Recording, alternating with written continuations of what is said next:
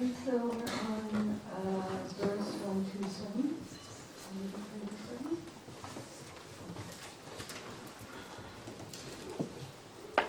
So,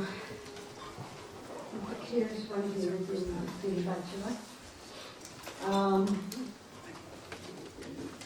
Pleasing living beings delights the Tathagatas and perfectly accomplishes my own purpose as well. In addition, it dispels the pain and misery of the universe. Therefore, I should always practice it. So this idea of using our life not merely or not only for our own benefit in following the spiritual path, but using the spiritual path in a way to being of service to others. So that is the best way to go about things, to use our life not just to serve others, but also to benefit ourselves through our spiritual progress, but to benefit both ourselves and others. In this way, the Buddhas are happy, we accomplish our own aims, and at the same time, we are of service to all sentient beings. So in that way, all the aspirations are resolved. This is the perfect way to practice. Even if we are in solitary retreat, nonetheless still our resolve is to clarify our own understanding, deepen our own realizations in order to be better of service to other beings. So, as many of you know, when one does, for example, the preliminary practices in the mundro, then during prostrations one imagines all sentient beings prostrating along with us. And in the Bodhisattva practice, one visualizes that all beings are being purified, not just ourselves. So even in formal meditation, we take all sentient beings along with us. And during the day, as much as possible, we use our time and our energy to be of benefit to all beings. All beings includes ourselves, but not just ourselves. There are many, many beings out there. There are many, many beings out there, and as much as possible, when the opportunity arises, we should be there to help them and to serve them. So this is the point also of this chapter on patience, is to understand that other people are not a hindrance in our practice. They are the practice. And so when people are kind and nice to us, that's very nice and very easy for us to live in accord with them and to help them. When people are very difficult towards us, that is also a help for us, because it's helping us to cultivate this important quality of forbearance or patience. So whatever sentient beings may do, they are really all our helpers on the path.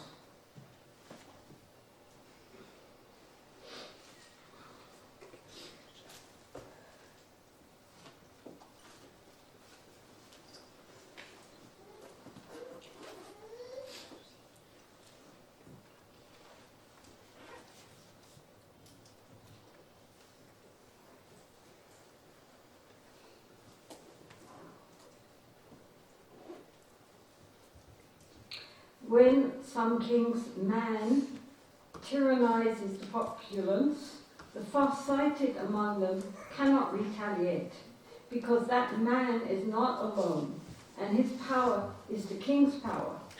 So one should not disparage any weak person who has done wrong, since his power is the guardians of hell and the compassionate ones.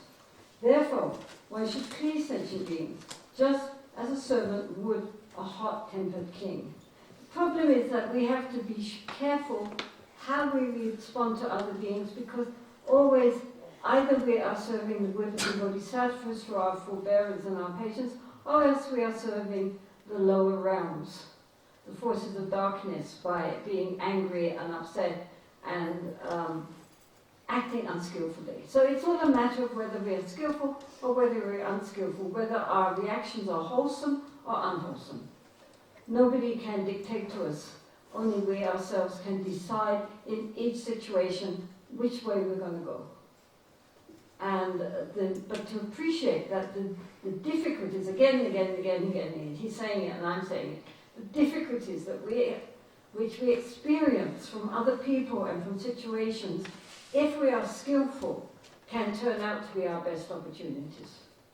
And therefore we should not disparage anybody thinking that that is not a useful person, because everybody, if we act in a way which encompasses genuine understanding and compassion, it can be of use to them and to us both. So, what could an angry king do that would equal the anguish of the hells experienced as a result of inflicting mental pain on sentient beings? So, however difficult other people are, from our side, we should be patient. Otherwise, we create lots of bad karma. What could a gratified king give that would equal Buddhahood experienced as a result of delight in sentient beings? So the more difficult people are, the more we use that to cultivate our patience, the more closer and closer we get to enlightenment. And so what greater reward could we have than for the awakening, in which case we are able to serve all beings much more completely. So therefore, again, the feeling of gratitude for difficulties rather than resentment. Let alone future Buddhahood, do you not see that in this life, fortune, fame, happiness ensue from pleasing sentient beings? On the whole, people who are good-tempered and kind and don't get angry and upset have friends. People are attracted to them, they like them. People who are kind and gracious and, not easily upset by things attract people. People like them, they get a good reputation, and they find themselves in very favorable situations with other sentient beings. If we are angry and annoyed and always critical and always saying, what's wrong with everything and everybody, we are going to end up estranging even people who were sympathetic, because they will think, we're not very pleasant company to be around. And so sometimes people say, I have no friends. And of course in this society it's difficult, not in Dharamshala but elsewhere, to have friends. We know the modern world is very difficult because everybody lives very separate kinds of lives, and even nice people can have no friends. But especially people who are, have that kind of very negative kind of mind and are always looking on the bad side of things, it estranges people from them. They end up feeling very lonely. So you have to be kind and friendly and cheerful and optimistic, and then you're likely to have lots of friends.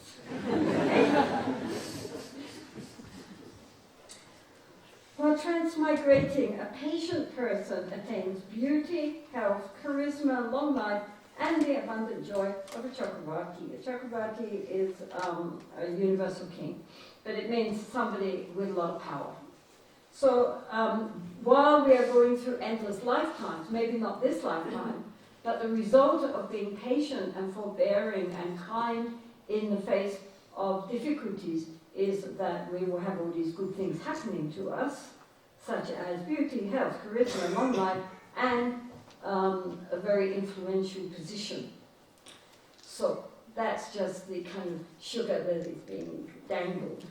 But the most important thing is that's in the meantime, But in actual fact, the point is that it is very great spiritual power to be in control so that we do not react negatively when others are acting negatively. The power to step back and say, well, no, how can I deal with this situation skillfully without getting all upset and frustrated and angry and so forth. And I would turn that situation myself, within myself, not by suppressing anger. This is very important to understand. You're not trying to push anything down. simmering underneath, shining. Not that. And it's not denying, of course, I'm a Bodhisattva path, so I'm always nice, and I never get upset with anybody. Not that. Not that. But genuinely, from the heart, if we feel angry, to recognize, right now I feel angry. Really, right now I'm really, really upset. But this is not helpful. This does not solve any problems. So right now, I'm going to take this in hand and transform this attitude right this minute. And to do so, as soon as we catch a feeling, especially a negative feeling, we recognize it, then we can accept it. Right now I'm angry. Yeah, this is anger, I'm angry. Right? But then, because we've accepted it, then we can transform it. Take a few deep breaths. There's another place where he said about acting like, I thought it came in this, but it doesn't. But somewhere in here, he talks about when people upset us and we feel angry, to act like a block of wood. In other words, if we cannot at that moment, what chapter is that in? Where he says about, anyway, it doesn't matter. He does say somewhere in one of his chapters, and it would be useful in the patient chapter, that if we cannot at that moment transform our patience, our anger into patience and forbearance, then at least don't react. Act like a block of wood.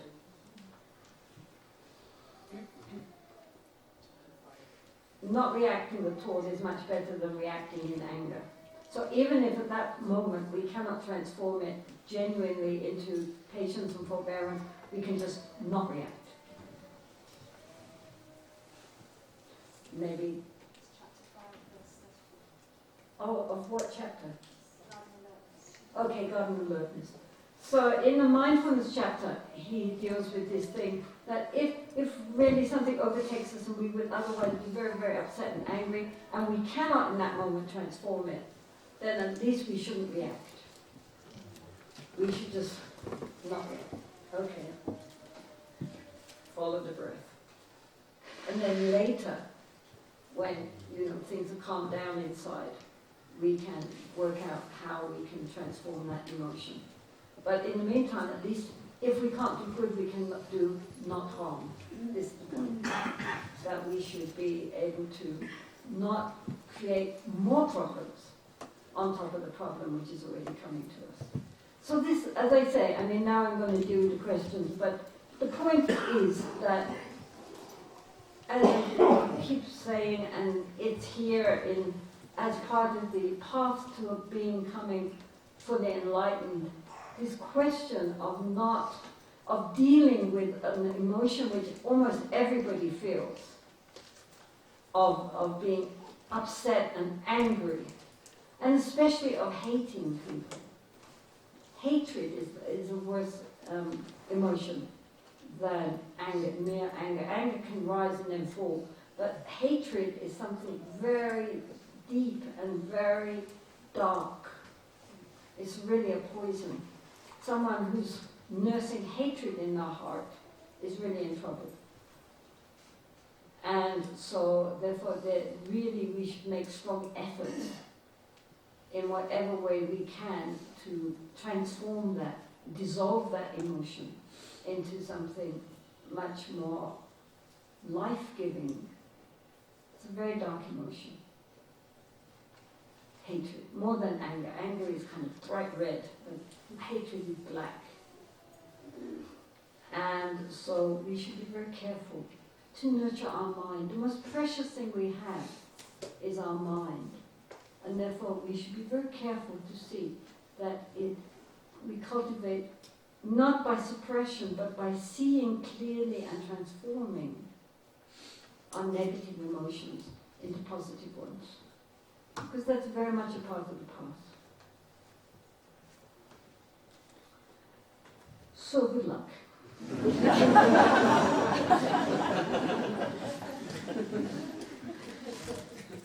Okay, so for example, I feel a lot of anger when I see a person torturing a defenseless animal. How should I respond in that situation? Well, exactly, this is where I say anger and hatred are two different things. Of course, if one sees people, doing anything bad to, people or animals or insects or anything, then our first reaction might very well to be very angry with the person who is perpetuating that. So this is where, again, we must be careful. Because if, again, we defend that, say the animal in this case, if we defend that animal with anger, then we are perpetuating the problem. We try to defend the animal, the person who is torturing the animal is more angry with us, we're more angry back, and a blah, blah, blah. And we are, at the same time, along with our compassion to the animal, we do not have compassion to the person who is torturing the animal. And therefore, we have anger towards that person and hatred for what they're doing. We are creating also negative karma. So, that doesn't mean we step back and just say, okay, go ahead, torture. We can defend.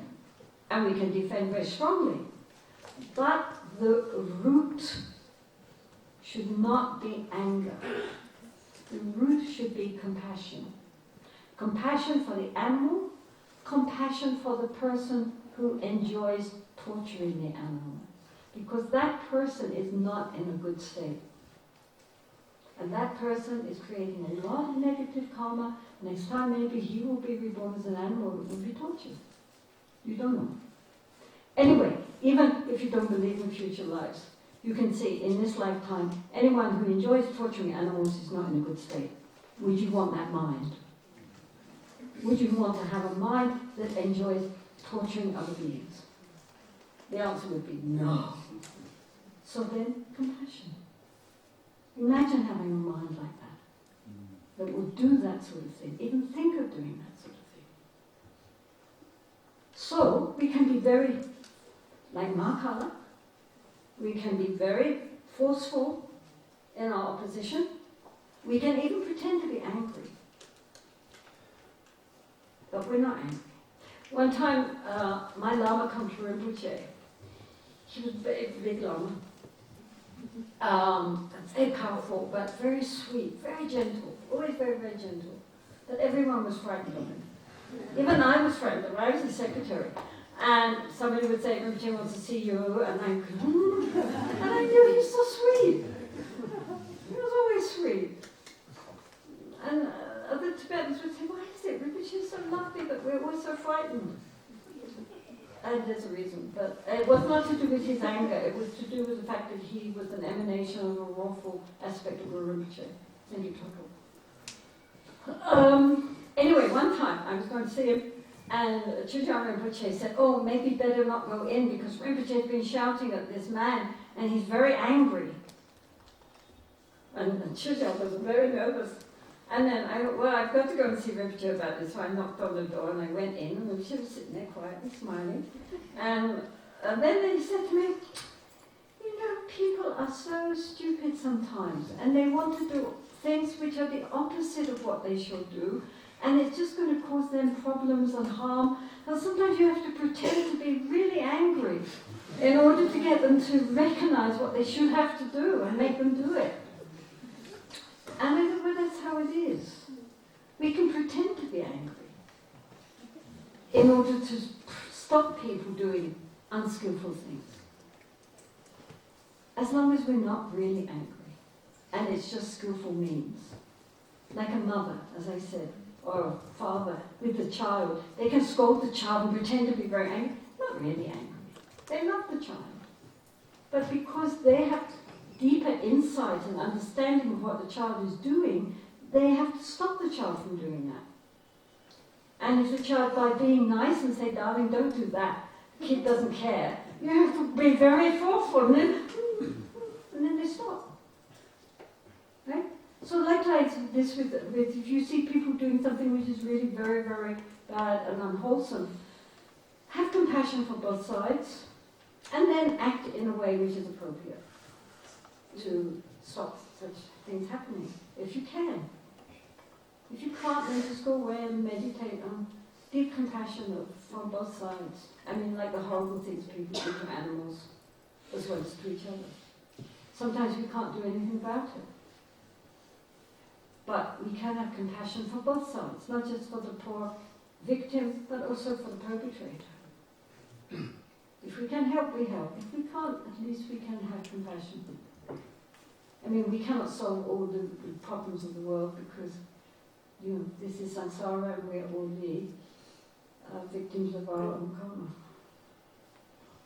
I mean, if we could solve all the problems of the world, they would be solved, because the Buddhas and Bodhisattvas would love to do that, but they cannot go against karma.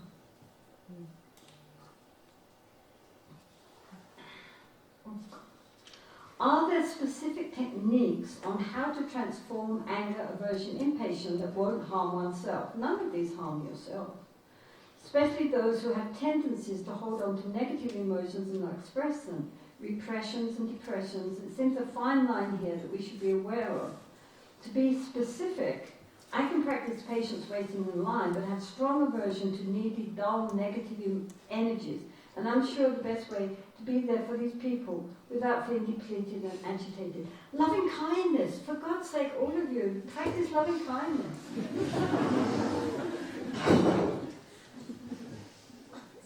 Specifically recommended by the Buddha himself.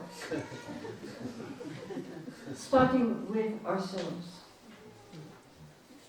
Make friends with ourselves, then extend that feeling of warmth and kindness to other beings, those we love, those we are indifferent towards, those we don't like, and all the world, compassion to ourselves.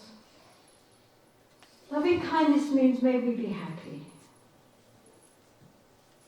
Compassion means may we be free from suffering. Okay? Mudita. Rejoicing in the goodness, not only thinking about the negative, rejoicing in the goodness. If it's hard for you to love yourself, then think of somebody that you do love. Or even your pet dog or whatever. I mean, it doesn't matter. Something that you would be so happy if they were happy. And concentrate on that. Just how wonderful it would be if this being would be happy and free from suffering. Then give that love back to yourself. And especially people you feel averse to. Wouldn't it be lovely if they were happy? Because if they were really happy, they wouldn't be difficult. People are difficult because they're inwardly not at peace with themselves. We get upset with other people's being difficult because inside we are difficult. If we were not difficult inside, we wouldn't worry about other people being difficult. But other people, usually the faults which really upset us in other people are exactly the faults which we have. They're a mirror. I mean, some people can be irritating and some people could care less and other people get very uptight about it. So it's not really the person out there, it's our response to that person. And normally it's because we ourselves are not at peace within ourselves with ourselves. So the direct antidote for anger is loving kindness. Starting with ourselves. Make peace with ourselves, we make peace with the world. Truly. No joke. Most people who get upset with other people, it's because inside they're genuinely upset with themselves. So we have to start from where we are. Buddhism is always talking about, no self, no self, no self. But it's very clear that the Buddha recognized that we cannot walk the path until we have a good, well-balanced, healthy sense of self. We have to have a healthy sense of self to walk the path towards non-self. If we are not at peace within ourselves, if we are hurting inside ourselves, if our sense of self is very weak, we will have very great difficulty walking the path. And that's why the Buddha started with basic shamatha meditation to make the mind more clear, more focused, more quiet, and at the same time recommended loving kindness and compassion meditation to heal ourselves inside and thereby our relationship with everyone in the world. We have to start where we are. Heal ourselves in order to heal the world. Otherwise, it doesn't work when we are endlessly in conflict. Conflict with others because we're in conflict with ourselves.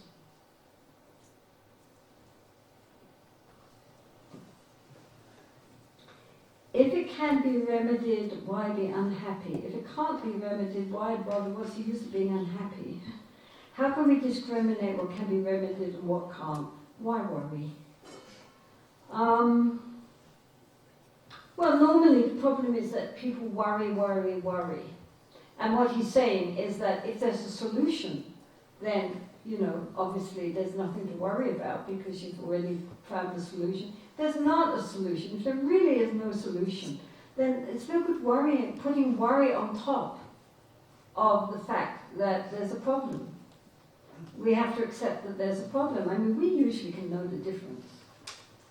Usually we know if there's a solution. The whole point is, well, don't worry. Because we put another head on top of the head. I mean, we have a problem, and then on top of that, we have all our anxieties on top of the problem. So why? Just look at the problem. All right, this is a problem. Right, now, can I see some way out of this problem or not? If I see a way out, then that's what we're going to do, so why worry about it? We just do it. If we can't see any way out, then being anxious and worried on top of that doesn't help. I mean, it's a lose-lose situation. And some people are in chronic anxiety the whole time. Even when there's nothing really, honestly and truthfully to worry about. They will find something to worry about. It becomes a habit. You feel kind of lost if you've got nothing to gnaw on. Like a dog with a bone. You need to keep gnawing on something to make yourself feel anxious.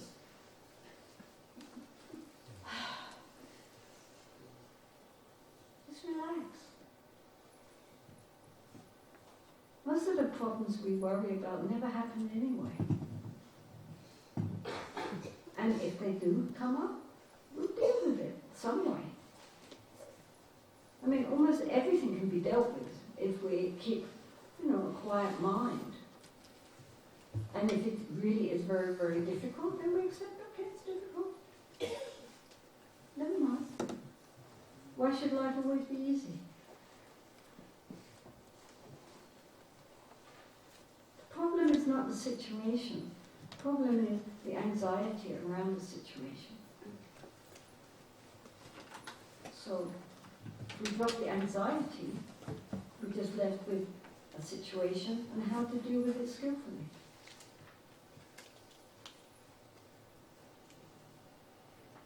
I mean, many people come to me every day, people come. And a lot of the problem with people coming is that they are just worried about this, worried about that, worried about something. And it hasn't happened. They probably never will. It's unlikely. Why are they already worrying about something which hasn't even yet happened? It's just a way of, because, our media tries to get everybody worked up and anxious, even about things which are not likely to happen. And so people expend a lot of stressful thinking about things which are not. It's not even something which has happened. I mean, like people get so worried that they might get cancer. They haven't got cancer. They probably never will get cancer. But they're so worried that they might. It's ridiculous. I mean, when we get cancer, we'll deal with it, one way or the other, but until then, why worry? It's like that.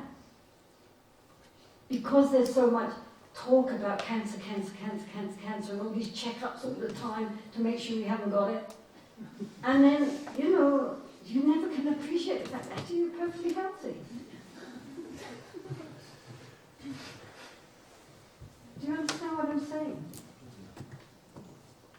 Why? I mean, there's enough problems in the world without being worried about things which actually are not a problem. And when they become a problem, we'll deal with it. Until then, why worry? I mean, running a nunnery, if I had to worry about all the things which the nuns might get up to, I'd go to sleep.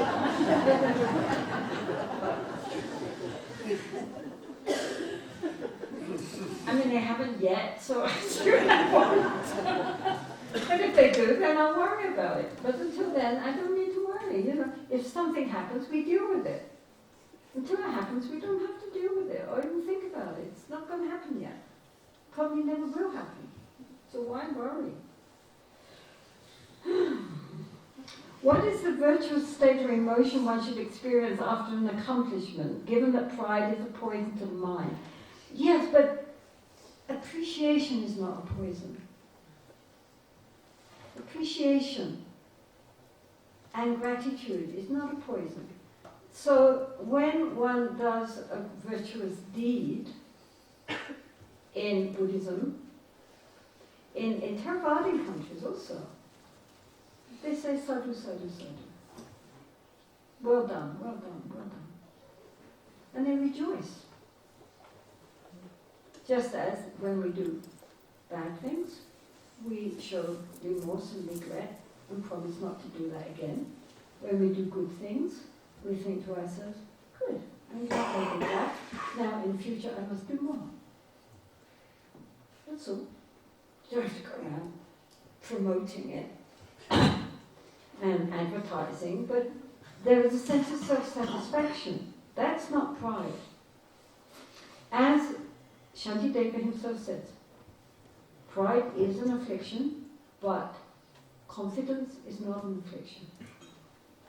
Confidence is necessary on the path.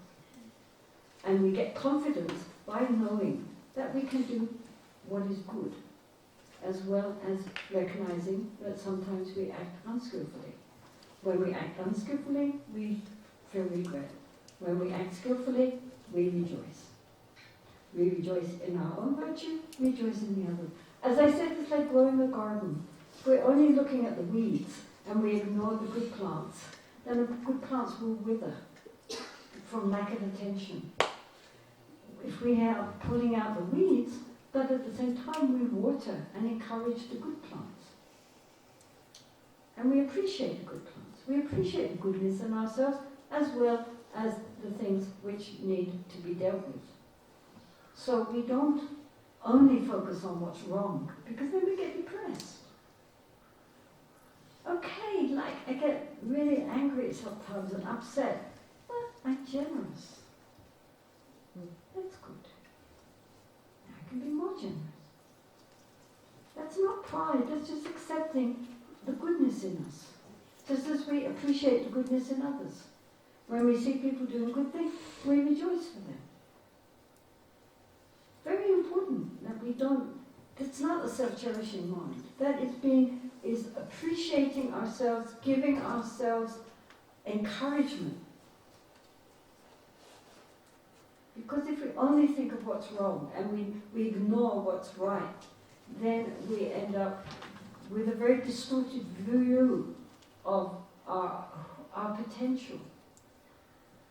We have to acknowledge the goodness in ourselves. Very important. That's why the Buddha said, send yourself loving kindness. And in mudita, which is the third one after loving kindness and compassion, comes rejoicing. First we rejoice in our own self. Then in others. Doesn't mean we go around puffed up with pride, but we acknowledge our goodness. That's not pride, that's just acknowledging our goodness, just as we acknowledge what's wrong. Please.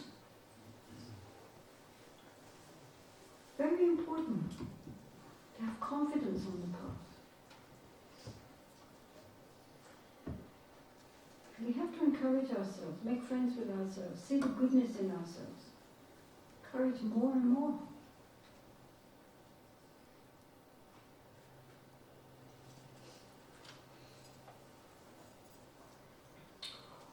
What if we do not want our close family members to accumulate bad karma? How do we help them diffuse and stop bursts of anger? You cannot.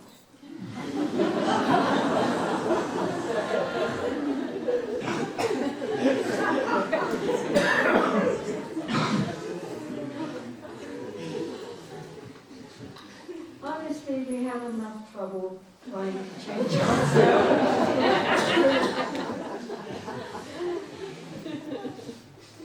We cannot change other people. We can give them a good example by ourselves, not having bursts of anger and being patient, but merely lecturing to them on the evils of their behavior and on the bad karma they're accumulating will not work. It will just make them angry. Truly, I mean, we are always very keen to change the other person. The Buddha said, we are all the heirs or the owners of our own karma. And so we cannot effectively really transform others. Others only can transform themselves.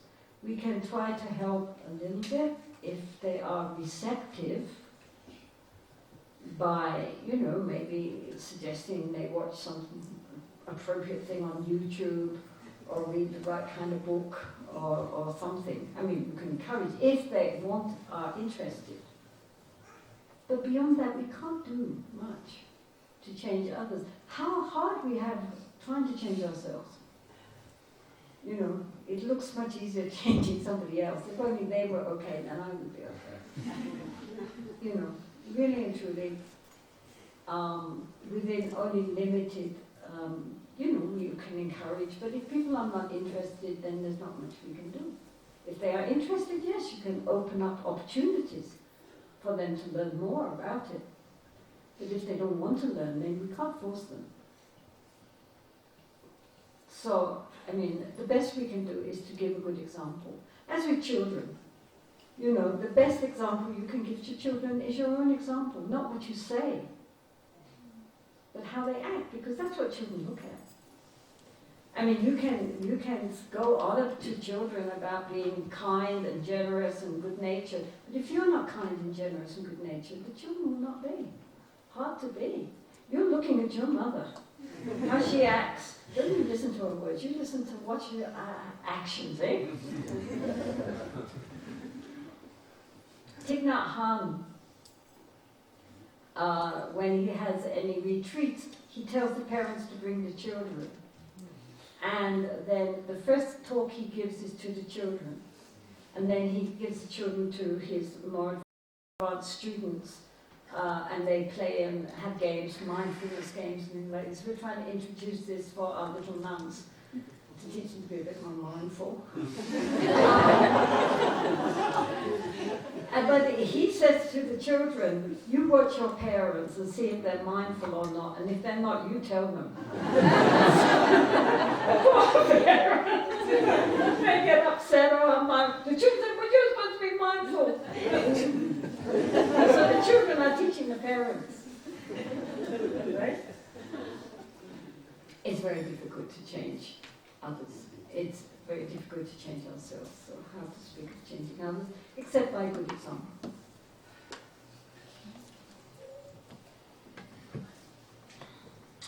If you wake up every morning worried about something, what's the way to deal with it? Well, I think, as I said, worry is something which is a habit.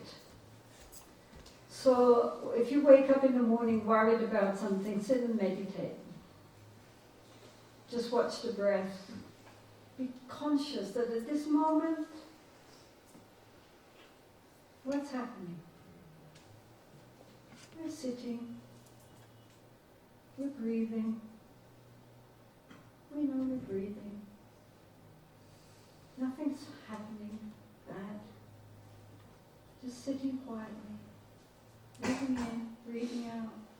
or watching the mind as the thoughts flow by, just aware, just present. Start the day that way. Recognize that worries are just thoughts. They're not real. Watch the mind.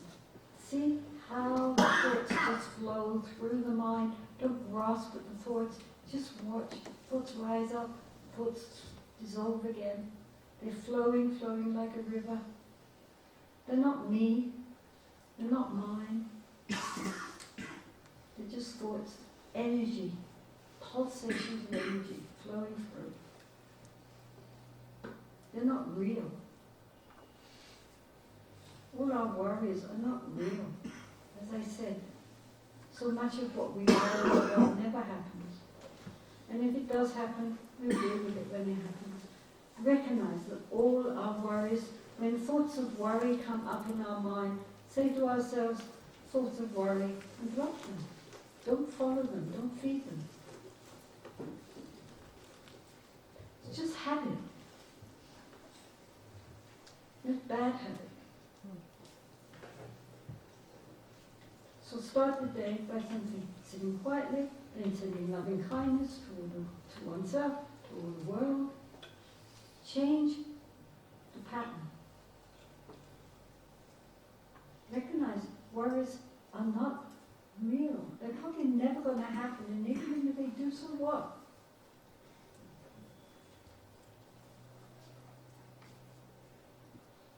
We are funny creatures because on one hand we have this incredible ability to think.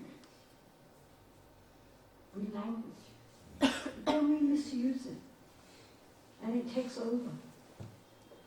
It should be a tool which we use, instead of which it uses us.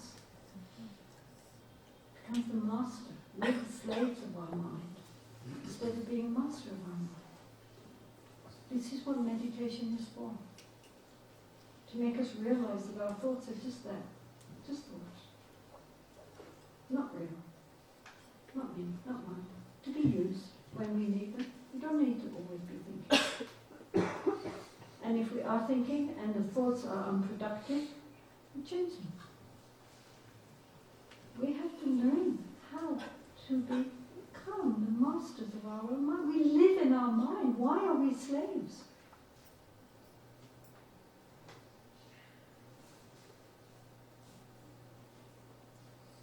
That's a very sad situation. That's what meditation is helping us to become. To tame the mind, to train the mind, transform the mind, ultimately to transcend our conception of the mind. First we have to tame it and train it in order to transform it. It's not going to do it on its own. We have to really practice.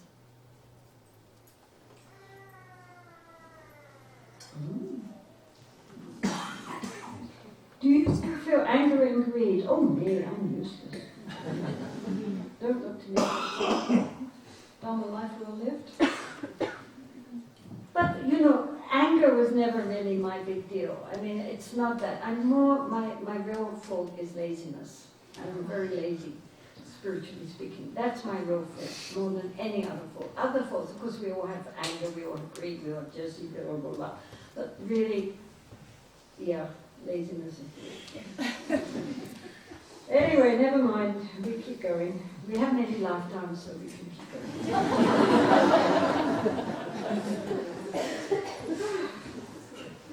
How can I treat my ego, who searches for attention outside, without losing the one from the self-confident internal warrior who allows me to walk on my spiritual path? What? Try that again. How can I treat my ego, who searches for attention outside, without losing the one from the self-confident internal warrior who allows me to walk on my spiritual path? Well, the point is that the ego We all have an ego. Ego means, of course, is the Latin for I, right? Ego.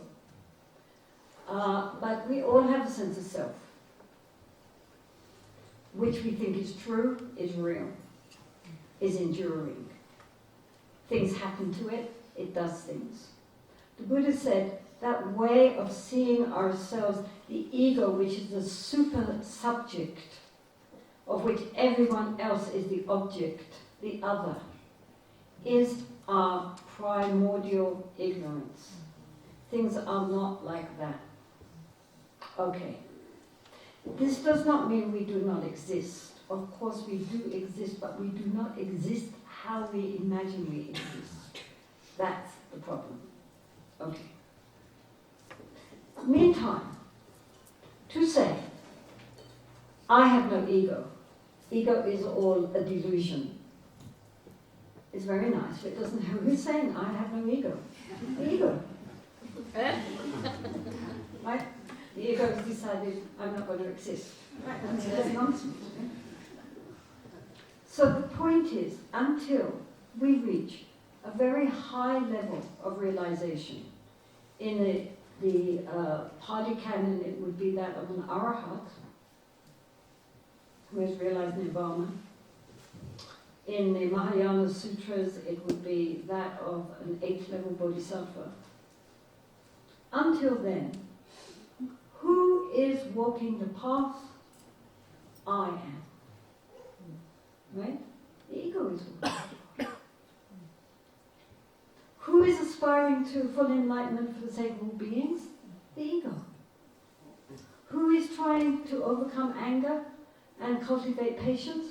The ego. Who is saying there is no ego? The ego. Right? Well, we have to appreciate that. We have to understand that that's the fact of the matter. However much we talk about emptiness, emptiness, emptiness, it's nonsense. Who is talking about emptiness? The ego. I mean, it's not nonsense. It points us in the right direction, but just saying emptiness, emptiness, emptiness, however subtle our intellectual understanding of emptiness may be, it's not emptiness. It's just the intellect being very, very clever. It might help to a certain degree, but it's not the same as genuine realization. And genuine realization usually isn't just, wah, and then that's it, we stay there. I mean, it's the clouds open, we see the sky, it closes up again. Right? And we're back to ego, because the ego says, wow, now finally I got it, yeah!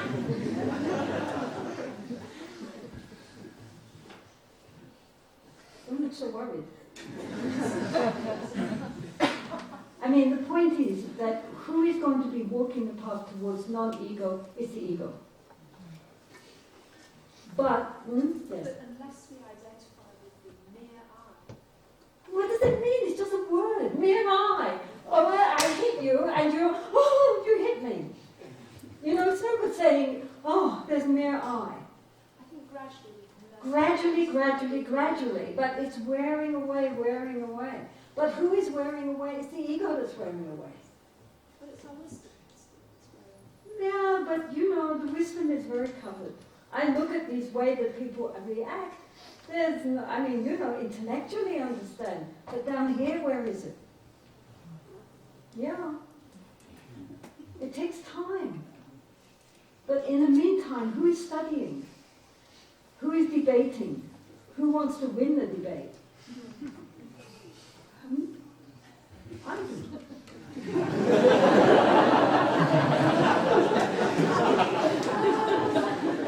Who wants to win the debate that there's only a mere I? I. That's the problem. So the point is, therefore, the Buddha understood this, that really we need inner resources to really walk the path to overcoming our delusion about who we really are and who we really are not. And for that, we have to have the confidence to walk the path. This is why the word for bodhisattva in Tibetan is translated as, not as in a sattva meaning a being, an enlightened being, but as a senpa. A palmo is a hero, a warrior, right? So it was the idea of being a spiritual warrior, an enlightened warrior, a hero. So it again has that sense, as Shantideva was a Kshatriya warrior, that idea of having the confidence of the battle to go in and deal with on the path. Not, confidence is so important. And to have confidence, we need to have that strong sense of healthy sense of self, frankly. Because as long as our ego is damaged and hurt, we are very, very involved with ourselves. You see it all the time. People try practicing, but they practice without really that center of inner strength. And then they get depressed. Or they're always beating themselves up. If I like something, that's self-cherishing. And then they never allow themselves the joy. You see it, they all look so worried.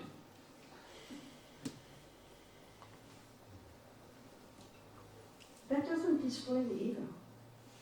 The ego cannot be caught by intellectually annihilating it. Who is annihilating it? It's the intellect. The intellect is connected with the ego.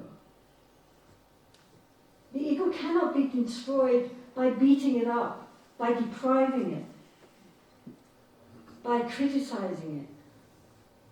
It can only be really dissolved through insight, through wisdom, which comes from inwardly seeing the nature of the mind, the true nature of the mind. It's beyond the ego. We don't have to beat it up. It doesn't exist. But we can only realize that, not through the intellect. The brain is part of the ego structure. We have to go to a different level of consciousness, a whole different shift in our consciousness, which is away from subject-object dichotomy.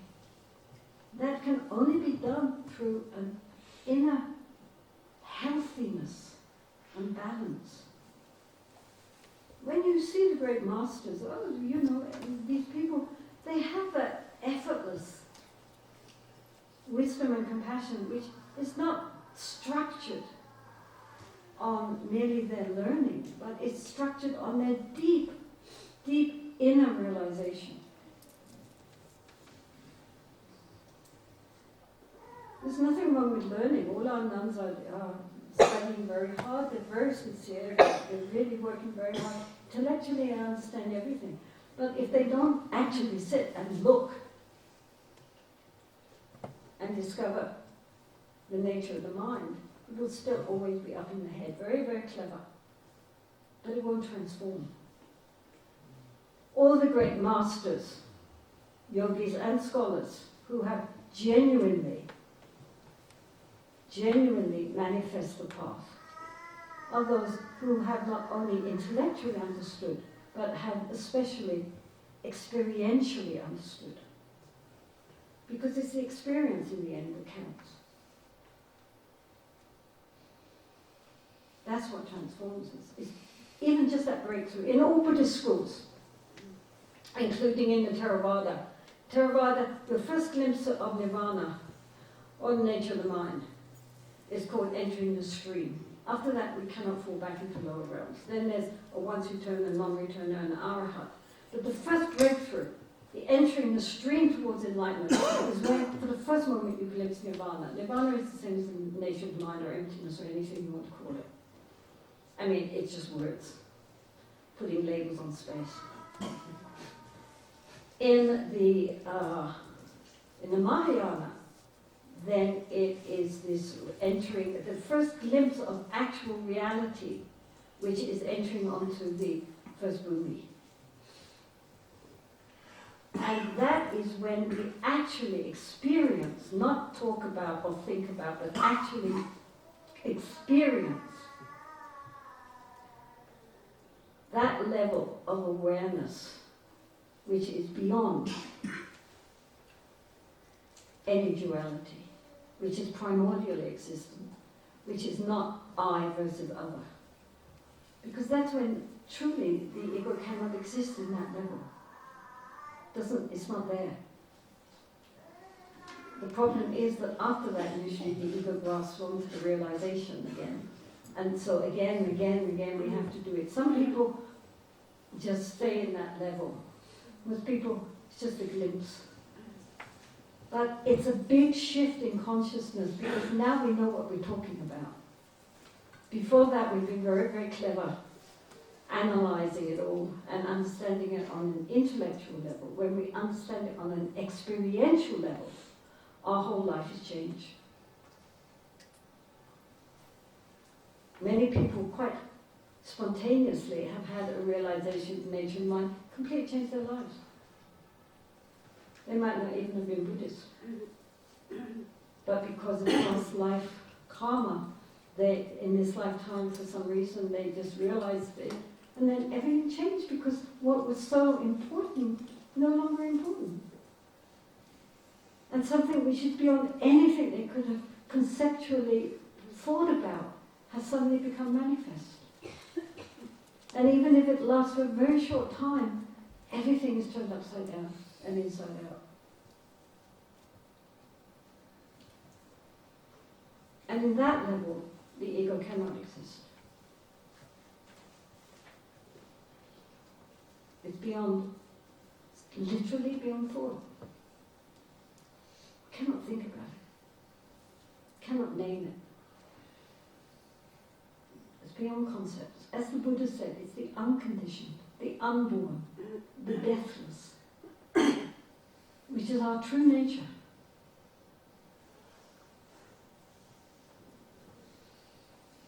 That's why people meditate. Not just to become calm and peaceful, maybe they feel worse to begin with. But to recognize our true nature, who we really are. And stop grasping at who we're not.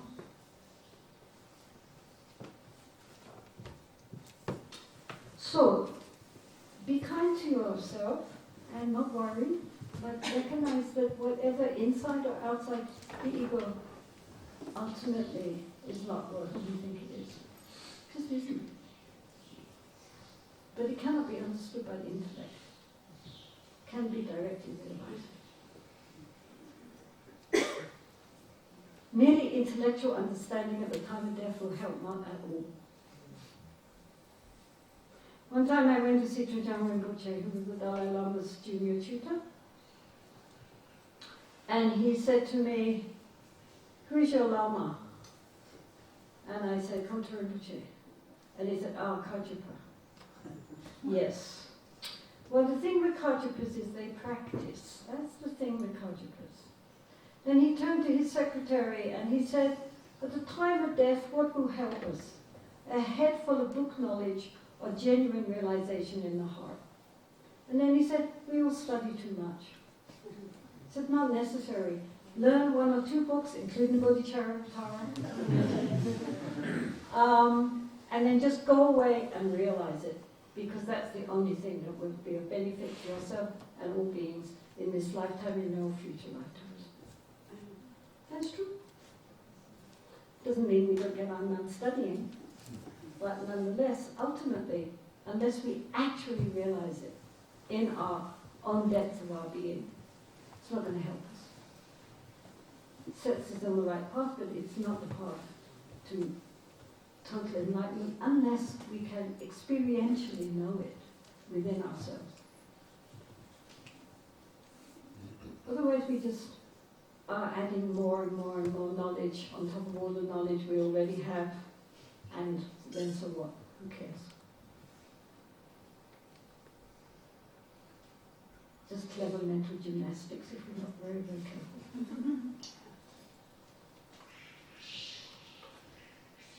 I'm not trying to discourage you from attending classes at the library or at the IBD or anything like that. Of course, it's all very useful, but in and of itself, it will not liberate. We have to practice. We have to realize, not think about, realize.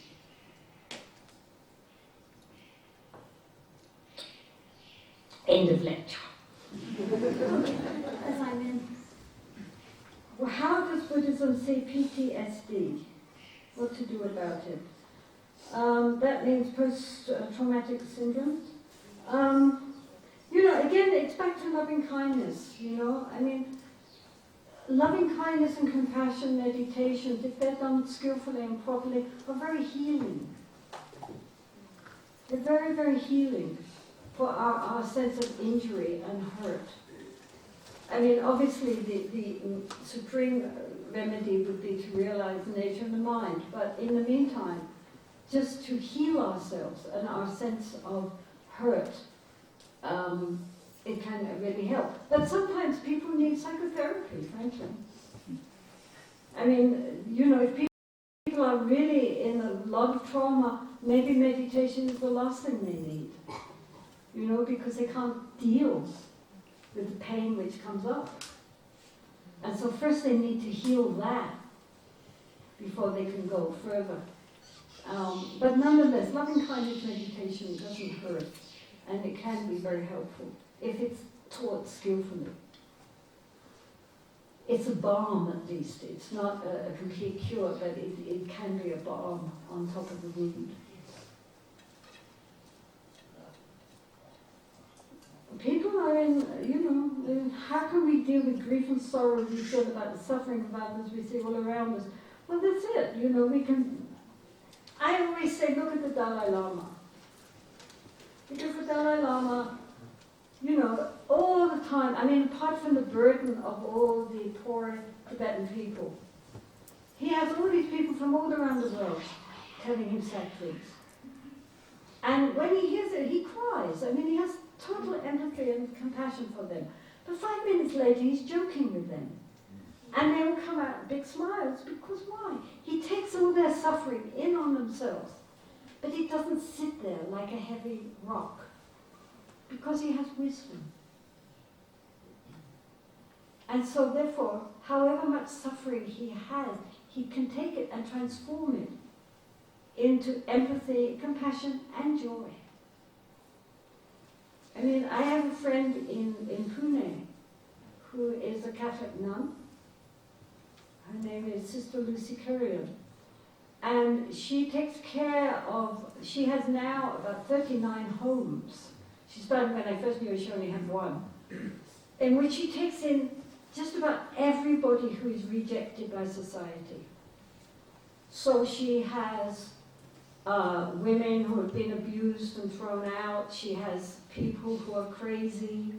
She has prostitutes, children of prostitutes, crazy, beggars, and anything who is thrown out and on the street. She picks them up and takes them home. And all the time she's hearing these absolutely devastating stories about, from their past history, or what somebody's calling, can you take in this person who? She started because she was a nun, she's a Catholic nun, and she was visiting another nun, and that nun went off for the night, and then in the evening somebody knocked on her door and asked her if she could stay with her because she was afraid of her husband and the family. And so Lucy said, no, this is not my place, I can't keep you here tonight, but come back tomorrow morning. And then in the early hours of the morning she heard these screams. And when she went out, this woman had been doused with kerosene and set on fire. And she was 7 months pregnant. And of course she burned to death. And Lucy said, can we save the child? But when they cut it open, the baby was roasted. And at that point, Lucy said, that's it. I can't stay in a nunnery anymore, be in comfort, just praying. I have to go out and do something for these women. They have nowhere to go. They have no refuge. I've got to start a home for these poor women. So that's how she started. So first she took in women who were being abused and beaten up and so forth, and then it extended further and further and further, and now, as I say, she has 39 homes. The point is, she hears these ghastly stories. She gets death threats. She gets, politicians and others really don't like her. And she's so cheerful. She can cry. She hears these horror stories and many, many social problems, political problems. But she's so radiant. She knows anything, you name it, she's seen it. But she's there. And she's just one big smile, so much love. And in our homes, when you go there, all these disenfranchised people, all people who have problems and cannot deal with society are taken in. There's so much joy. Everybody's so cheerful. Because they feel loved. Because they know there's safety there. So she knows all about these terrible things which are happening in the world. But what she can help, she helps. But in any case, there's just so much love. Just pure, non-judgmental love. And she really helps people. I mean, the young people, she sends them through school, if they're bright, in college. She arranges their marriages. She does send some of them abroad to colleges. I mean, she does a lot of things, but with joy. With real joy. She's always smiling. And sometimes she's crying. But when she stops crying, she's laughing again. So, it's not because she's indifferent to the sufferings of the world. It's because she accepts them. What she can do to help, she does. And for the rest, she has to accept that this is samsara. The Buddha never said samsara was a joyride. Samsara, by its very nature, is unsatisfactory. It's never been great. With all the wealth and resources on this planet, it's still bad. I don't see it's going to get any better in the future. We've messed up all the way along, we're still messing up. Get on with it. That's how it is. It always has been that way, always will be that way. I mean, we're not healthy. As we all know, in the affluent countries, the discrepancy between wealthy and poor is getting more and more. It's not getting less. People are still getting sick. People are still homeless. Wars are going on everywhere. Genocide is going on everywhere. It's the way it is. It's called samsara. Lots of fuel for compassion. Because who is causing all this? We are.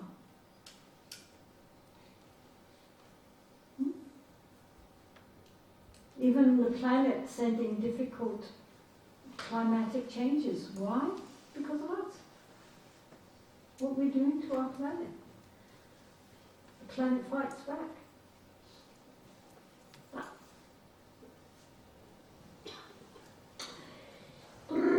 Where lies the limit between tolerating difficult people and situations for the sake of learning practice and walking away from them for the sake of peace and preservation?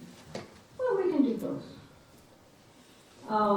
Provided they're not doing, if difficult people are there, then, if at that time just ignoring them works, then ignore them. By ignoring them, we're also practicing. If we can't ignore them because there they are, then we practice patience and skillful means. If they are being really very, very difficult and causing a lot of problems for a lot of people, then we try to work out methods for containing their harm, if we can, but again, skillfully and with compassion. But, if they are really being very difficult and just saying, okay, enough is enough and walking away, solves the problem, then walk away. Why not? We don't have to prove anything.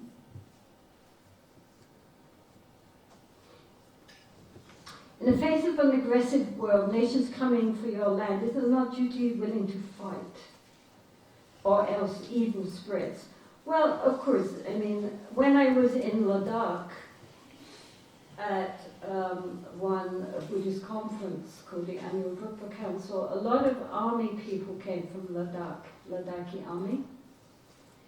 And the question they asked was, we are here to protect our country because the Chinese infiltrate through the border in Ladakh. And so what can we do as devout Buddhists in the face of the aggression from beyond the border, especially in with killing? So, you know, because they are trained to kill. And yet, as Buddhists, they have a vow not to kill. So, I said, well, the point is that if someone is being very aggressive and your duty is to be a soldier, then you have to do your duty as a soldier. But you should not rejoice if you cause harm. I think that's the point. That even if you have to kill somebody because they really are being aggressive, then at least you should do that with a wish for them to be reborn in higher realms and with compassion for the sense. The fact that they don't really want to be soldiers, you probably don't really want to be a soldier, and you're locked in this situation of having to defend your country because of the politicians. And they don't rejoice when you kill. They'll do it with regret. I mean, every country has, except for Costa Rica, I think, has an army. And soldiers are there to protect the people. And if one has to be in a position where you are protecting the people, then what can you do? You have to do it because that's how politicians like to run the world. But we shouldn't, I mean, I think the idea that if you kill lots and lots of people, then you're considered to be a hero is very sad, because it's not heroic to kill lots and lots of people who, in other circumstances, would be your friends. They're just people like you are a person, just as you don't want to be killed, they don't want to be killed. So don't rejoice in that. If it's your duty, it's your duty, but don't be pleased with yourself for doing it. So yes, it's a very, aggression in between countries is no more better than aggression between people. But of course, I mean, like in the times of when it's very interesting. I'm sorry, nothing to do with anything, but how all the really good people in this world often get assassinated. You know, like Gandhi and Martin Luther King and Kennedy and. You know, really good people, it seems so easy to kill them. And the really evil people, like Hitler and Pol Pot and so forth, they live on forever. Why does this happen? I mean, I'm not suggesting people go around killing people. But it's very interesting how people who really do so much harm live on forever. And the good people, people kill them. You know, I mean, I don't know. I find it comically quite interesting. Oh, I moved here in Dharamsala in a nice quiet room to practice. I meditate and study 4 or 5 hours, but there are still 10 to 12 hours of waking time. What to do in between practice sessions? Be mindful, be aware. Go for walks, look at the sky, look at the trees, say hello to the monkeys. There's lots of things to do. Read nice books. Be aware and be kind. Just do things. Anytime, anywhere. Be aware. Aware means be conscious, know what's happening, know how you are moving, know how you are thinking, what's going on. Be conscious, not swept along by thoughts. be present, and be kind, open-hearted. And go out in nature. I mean, now the weather's improving. Go for walks, sit, look at the trees, look at the sky, look at nature. Do some quiet, being aware type meditations, loving kindness meditations. Sit and send out loving kindness to all the beings around you, including the trees. Smile. Don't look grumpy. Smile. Smile at people. Smile at monkeys. Smile at birds. Lots of things to do.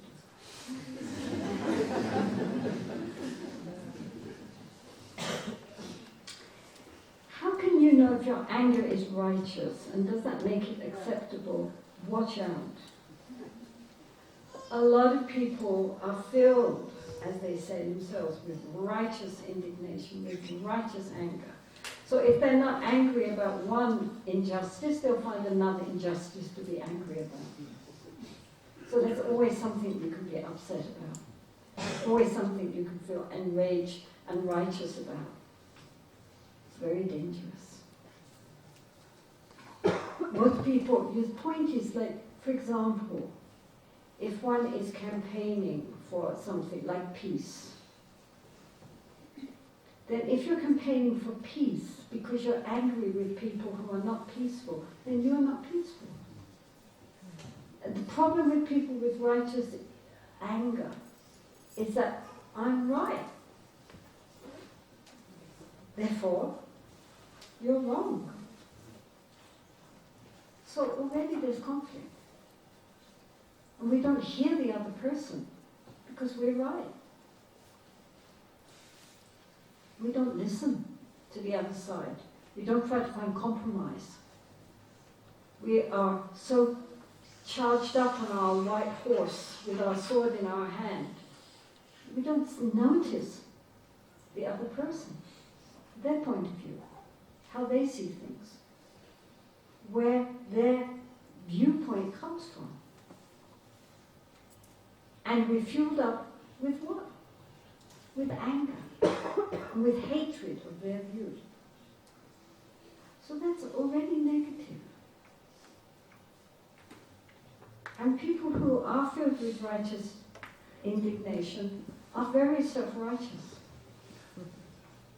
Right? So already, close the door. And all we get is conflict.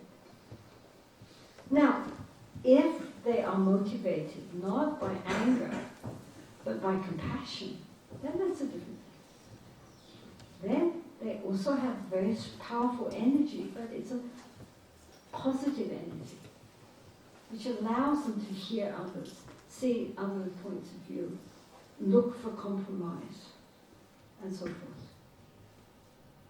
It's a healing energy, which can transform. But if the basis is anger, then whether we think it's for a right cause or not, it's still anger. And anger is a negative word. So people who have a lot of, campaigning, as I say, they always find something to campaign about. Not because of the campaign itself, but because of it's an outlet for their own anger and frustration. So you can always find something to be indignant about, because there's plenty down there. If you can't find that campaign, you can find another one. But it doesn't solve. It's just putting fuel on the inner conflict, which is then finding outer expression. So we should be careful. There's plenty to feel compassionate about, and in that compassion to move. But to be careful that it's not fueled by a very negative root.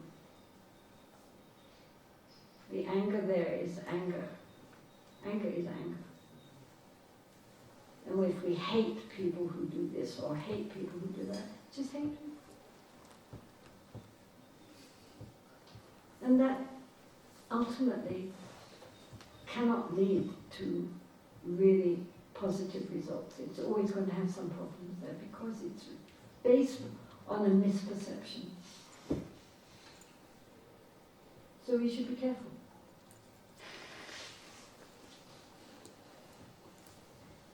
Upon seeing beggars as you walk to an appointment, how to practice Dharma support this person in the most effective way? Well, I asked Sister Lucy this because she is the one who deals with beggars and things like this, and she always said ignore them. Mm-hmm. She said most of them work for a mafia, and even those who don't use the money for things which are not very helpful. She said it's much better to support a charity which is working, like to educate beggar children or things like this, or to help women who are in abusive situations. That type of thing is much better than,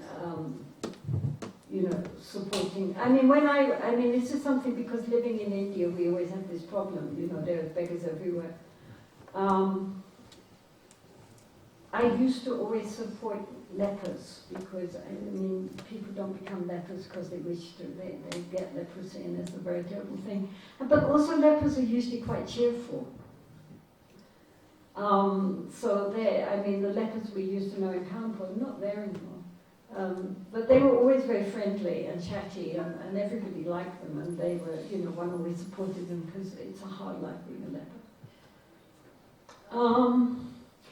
A while back I met somebody who told me that she lived in Novolinka and there was this beggar woman with a baby, who always used to come wanting money, and she got fed up with her and she said, look, I'm not going to give you any money, don't even ask, but I will give you food.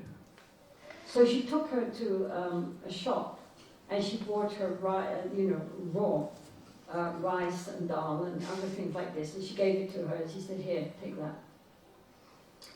And then some weeks later she met the woman again, and the woman came running up to her again and said, oh no, here we go again. And the woman embraced her and said, thank you so much for what you did. I think not so much because she gave her food as because she acknowledged her as another human being. Do you understand? The fact that she went to all the trouble to buy her food to sustain her showed that she was accepting her as another woman and that someone that she would at that moment befriended by giving her food.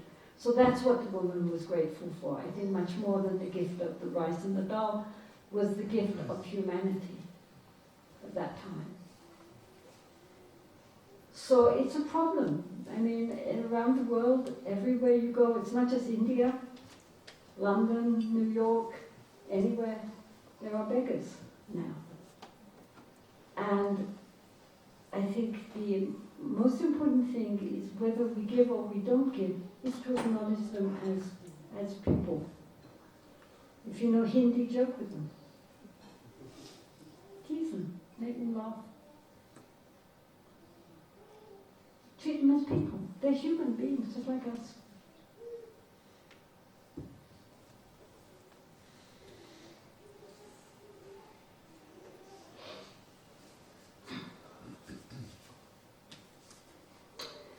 What to say to someone who has undergone horrific suffering, rape, genocide, etc., regarding why that thing has happened to them? Is it not extremely bold and damned to say they created cause and conditions for it?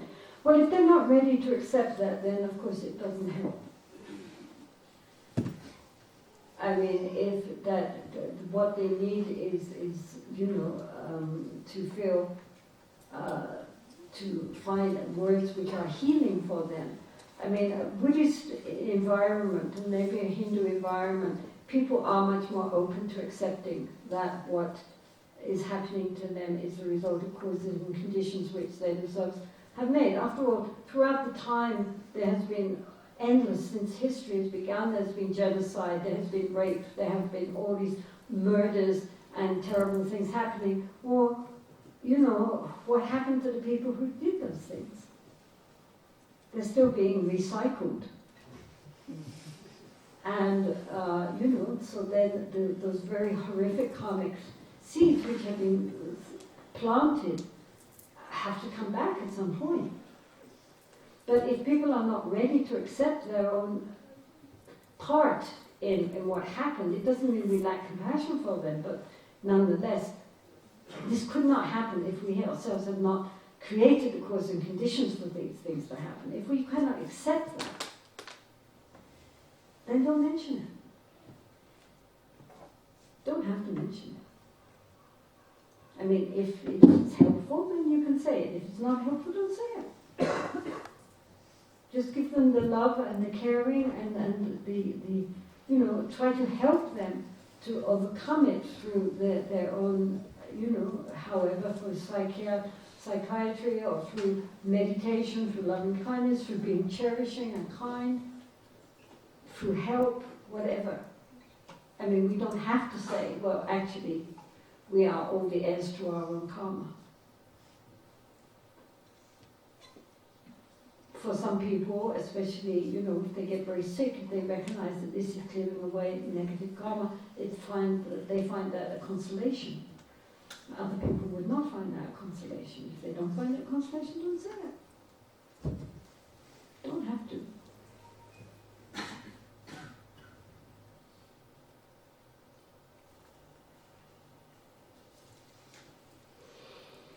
As a base for tolerance, we have to keep in mind that everything changes in relative to causes and conditions.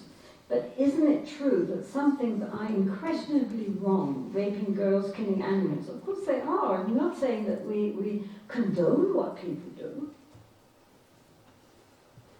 Just because we don't get angry and hate them doesn't mean that we say, oh, it's okay.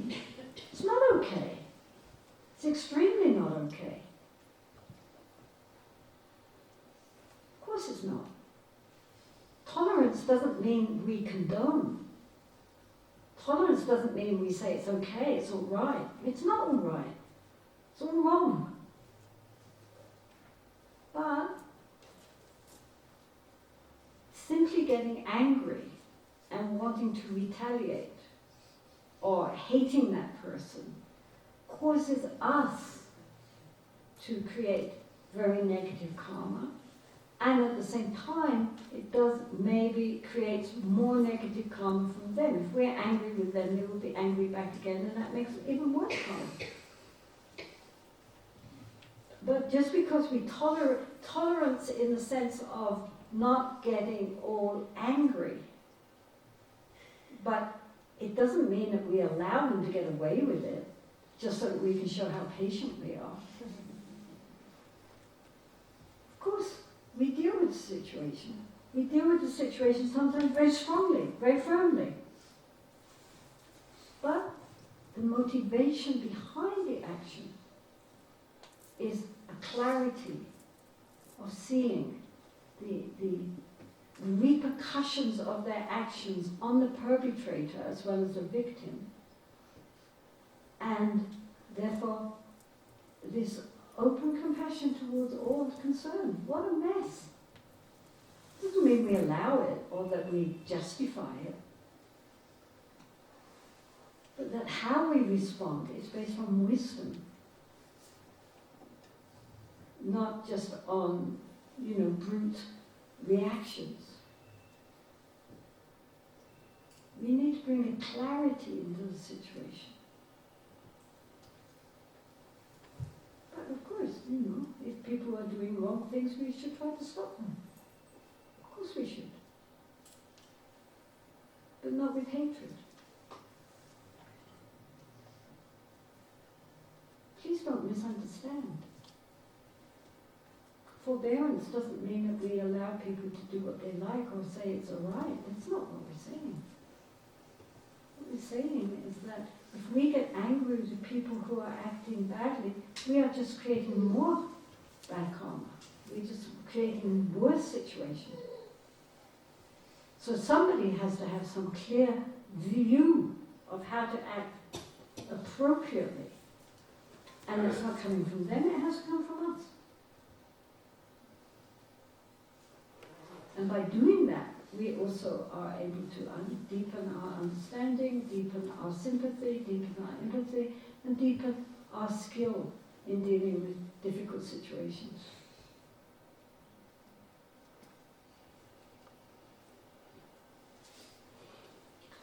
This question is about trauma. Everybody's talking about trauma. If someone has been traumatized, especially as a child, by sexual abuse, violence, and neglect, can we really tell them? We don't have to tell them anything. It's us. Why is everybody out changing everybody else? We've got to change ourselves. Stop telling everybody else what to do. Tell ourselves what to do.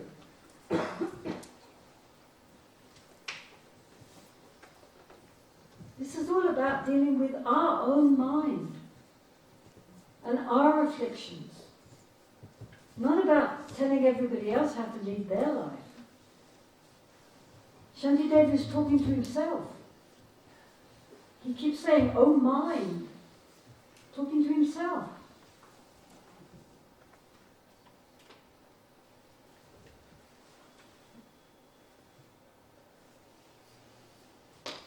So, can we really tell them their anxiety, anger is within themselves? It seems a little unkind to me. Is there an answer to this question without referring to karma? You know, we don't, I mean, if a child has been traumatized, if a person has had a very hard life, then we try to help them to solve their problem. We don't have to lecture to them on how it's all their own karma. I mean, if when they read Buddhist texts they come across that, they can think about it for themselves. But we don't have to tell them that.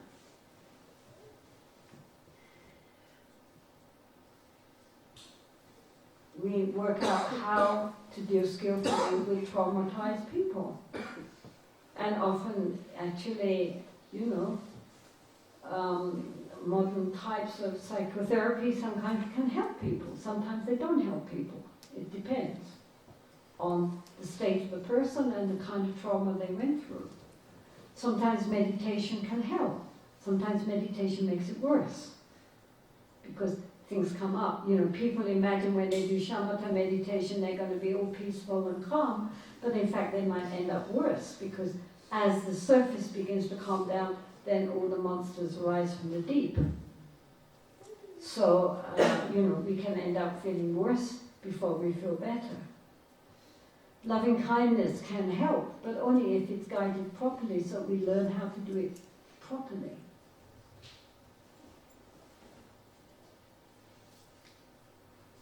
The point is that if we ourselves are traumatized, have had trauma as a child, then we have to look into our own heart to see what approach or combination of approaches can heal us. And likewise for other people. What can heal? And it might not, different people are different and at different stages in their evolution. So what might be helpful for one person might not be so helpful for another. And merely telling people that it's all their own fault, basically, because they themselves created the causes and conditions for that to happen, it's not very helpful. I mean, to tell a traumatized person who was, you know, traumatized as a child that that's probably because they were a sexual abuser in their last life, not really necessarily going to be very helpful. It might be true. Then again, it might not be. Maybe that was from many, many, many lifetimes ago, when that was a normal thing to do. Who knows? You don't know. So the point is that whatever is somebody's problem, if we can help them to overcome it, then we can. But if we can't, then we can't. But merely lecturing to people on karma, if they're not ready to receive it, is not going to be helpful. For ourselves it could be helpful, or it could not, depending again on ourselves. For some people, when bad things happen, they think, well, this, I mean, as with the Tibetans, for example, when, you know, they were attacked by the Chinese, they looked to the causes within their own society.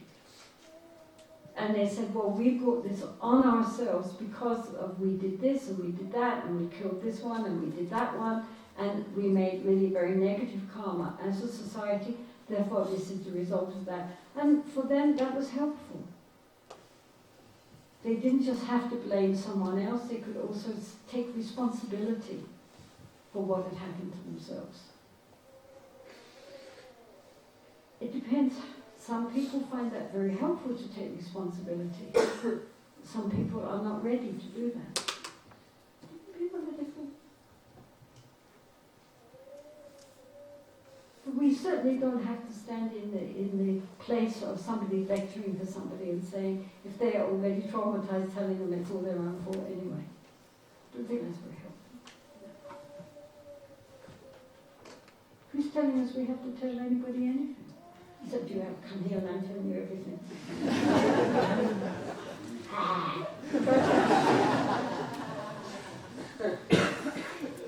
Why do we enjoy being angry? It feels like getting high on drugs. Well, this is the problem. This is the problem. Some people really love getting angry. Yes, it's like being high. But the result is conflict, regret, extremely bad karma, like drugs. You might take a drug and get high, but then there's the downside. And you're just destroying your life. So, for the sake of a bit of pleasure, what's the point? Such a destructive pleasure. And anger is a very destructive pleasure. So don't indulge.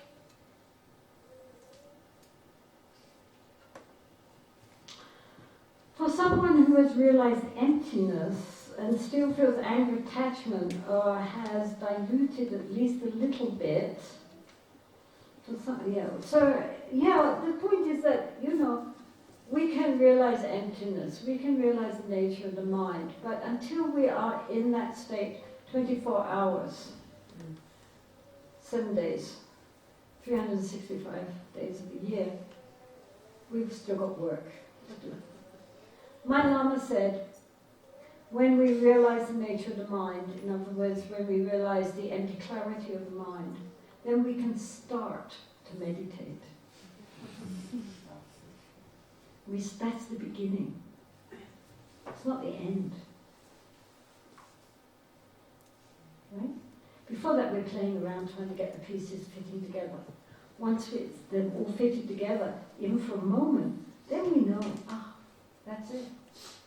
Then we can really start the work, which is to stabilize and expand that experience until finally, spontaneously, effortlessly, we are in a state of pure primordial awareness all the time, even during sleep. Until then, we've got work to do. So therefore, even people who are quite progressed on the way, until they have reached completely, they are still prone sometimes to slip back a bit and get upset or angry or greedy or whatever. Doesn't mean that they have not got any realization, but it means that it's not complete yet. Our negative emotions are very deep-seated. And until the ego has totally dissolved, absolutely, completely, we still are prone to the influence of our negative emotions. So we still have to be very careful. So therefore, even very highly realized beings sometimes do things which are quite strange. It's because they haven't completely got there yet, usually. I mean, except unless they're really good with chess and whatever. Okay. How to recognize hatred or know that hatred has come inside me? Are there any methods or only symptoms mentioned in stanza 3? And what to do when hatred inside me is not for the others but for me? I've already answered that one. Then again, I have to recognize and know about what hatred is. We can feel hatred. It's no problem to recognize hatred. It's that anger of wishing ill to others. A rejoicing in others' suffering. Wishing them suffering. I wish that something bad would happen to them. Wanting something bad to happen to them. If we hear something bad, rejoicing in that. That's hatred. Sometimes we feel it to ourselves. This is why the Buddha recommended making friends with ourselves. But it's not difficult to recognize.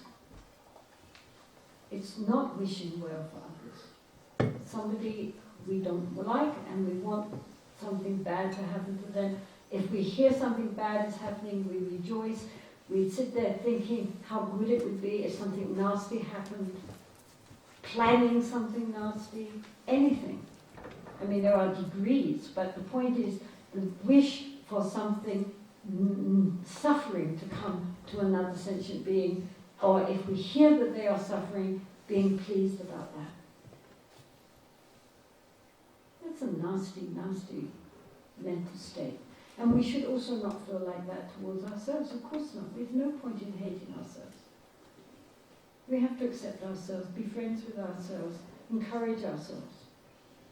How are we going to walk the path if we're always undercutting ourselves, hating ourselves, depriving ourselves of the confidence needed to walk the path?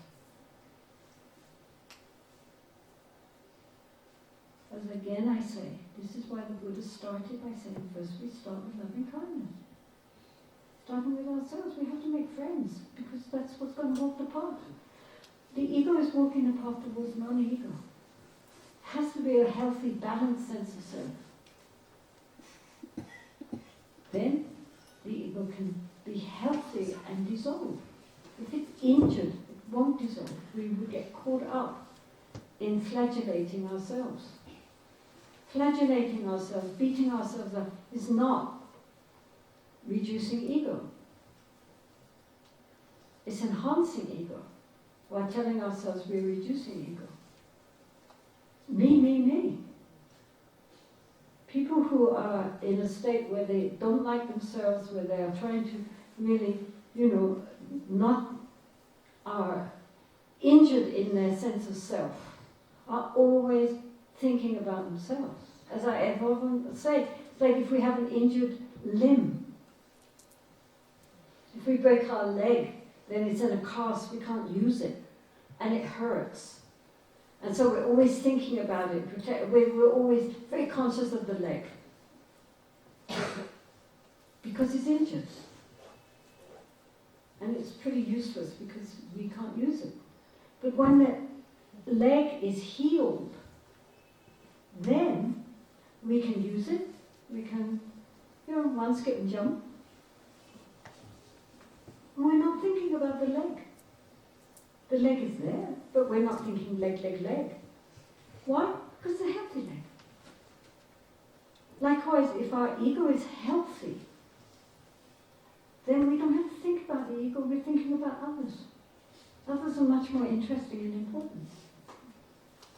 And then we can walk the path towards realizing those levels of consciousness beyond the ego.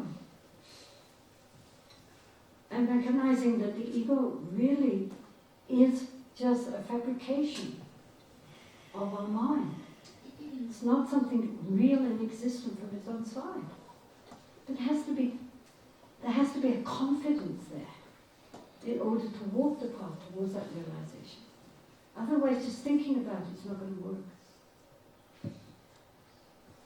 We need to realize. That's what meditation is about. Realizing the true nature of the mind, which is beyond ego.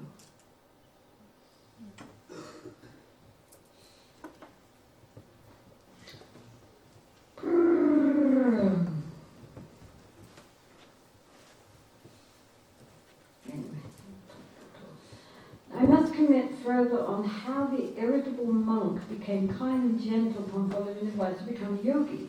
How did the transformation happen? I never asked him. But he obviously did a lot of meditation, really realized the nature of the mind, and therefore recognized that anger was dissolved. Because why? In the face of realization of the true nature of our primordial nature of the mind, where is anger? Anger is with the ego. Where there is no ego, there is no anger. He probably also did a lot of tonglen, taking in suffering, giving out happiness. I I don't know, I didn't ask him what he did. But I know the result. He was beautiful. Everybody loved him. So he meditated and meditated and meditated and transformed. He was a wonderful yogi. How to find the purpose of your life? The purpose of your life is to wake up. And then wake others up. It is possible for the mind to create physical disease or imbalances. Yes, it is. If we are very stressed, we can, the mind and the body work together. Obviously, the mind can help to heal the body. The mind can also help to create problems in the body. This is why it is important. A very unstressed mind, on the whole, it has a healthy body, but it's not necessarily. Some people with very healthy minds have very unhealthy bodies. Some people with very healthy bodies have very unhealthy minds. So it's not that they are, in synchronicity, but of course, if we are thinking very negative thoughts and sending that kind of poison into the body, I mean, science says this, that eventually it sets up, it can, concretize in certain parts of the body and create a lot of problems. And of course, if we have a lot of stress and we have a lot of, high blood pressure and cholesterol and all that sort of stuff, everybody knows that. And the body can also help the mind can also help the body.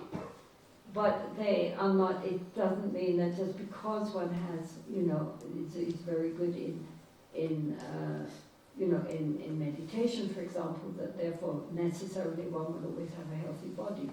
Sometimes people in very deep meditation, but they're very sick bodies, and other people, as I say, very healthy bodies, but they're not got very sick minds. But of course, the mind can sometimes, by sending poisonous thoughts, can also, disarrange and poison the body.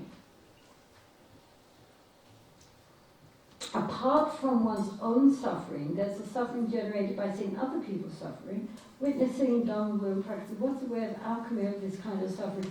Well, as I say, compassion must always be conjoined with wisdom. Wisdom means seeing things clearly how they really are. The greater the wisdom, the clarity of mind, of seeing how things are, how people are, the greater the compassion, naturally. Because it's not just for sick animals and, obvious, people with traumas, people with sickness, people in countries which are suffering genocide. It's not just a very obvious suffering. It's the fact that we all have the potential to wake up, and we persist in staying asleep, dreaming our dream of ignorance. And because of those dreams, we have nightmares, and we suffer. And here each one of us has the potential for Buddhahood. And look what we do. That is the compassion. The deep compassion of the Buddhas and Bodhisattvas. Seeing our potential, what we do with it. At the same time, Buddhas and Bodhisattvas are all smiling. Which means, ultimately, it's okay. Because of their wisdom, because they see things clearly how they truly are, they recognize that however long it takes us, eventually we will all wake up. Time is also part of our delusion. However many lifetimes it takes us, eventually we will wake. And once you wake up from the dream, it doesn't matter how long the dream lasted. The dream might have lasted just a few seconds, or it might have lasted years.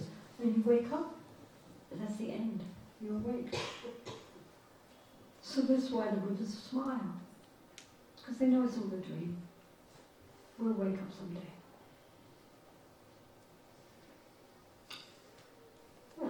on that, we should leave it.